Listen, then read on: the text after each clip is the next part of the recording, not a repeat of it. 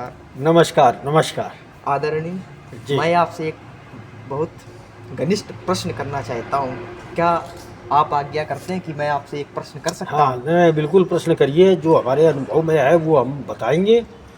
मेरा प्रश्न ये है, जैसे कि मेरी आयु है और जैसे कि आपकी आयु है, तो जैसे कि हमारी आयु आपकी आयु में बहुत अंतर है, उसी तरह विवेक में भी बहुत अंतर होगा, समाज को लहजे में बताने में भी बहुत अंतर होगा। पर मेरा ये प्रश्न है, जैसे आपकी आयु है, मेरी आयु है, मेरा लक्ष्य है सिर्फ पैसा। क्या ये लक्ष्य सही है?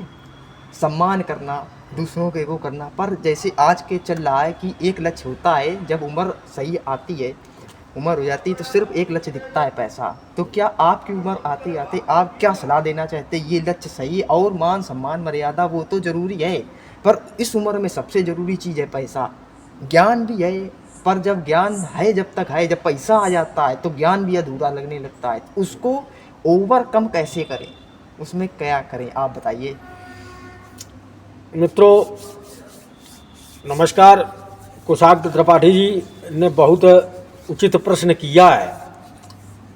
हम अपने अनुभव के आधार पे ही, जो हमने कुशाग्र जी पढ़ा कम है, अपने जीवन में प्रैक्टिकल सीखा ज़्यादा है, करके ज़रूर हासिल किया है। पैसा जीवन का एक अंग हो सकता है, जीवन की मुख्य धारा पैसा नहीं हो सकता है। मनुष्य के जीवन में चर्चा, पर्चा, खर्चा।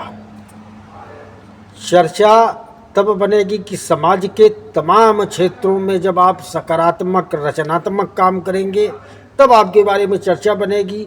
मनुष्य जो काम करता है उससे अच्छा भी होता है और खराब होता है, खराब से सीख के अच्छा करता है।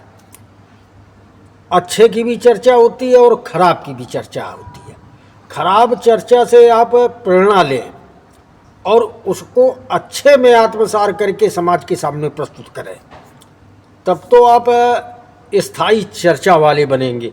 बुराई की चर्चा थोड़ी देर होती फिर खत्म हो जाती है, हफ्ते 15 दिन में। तो ये हो गई चर्चा।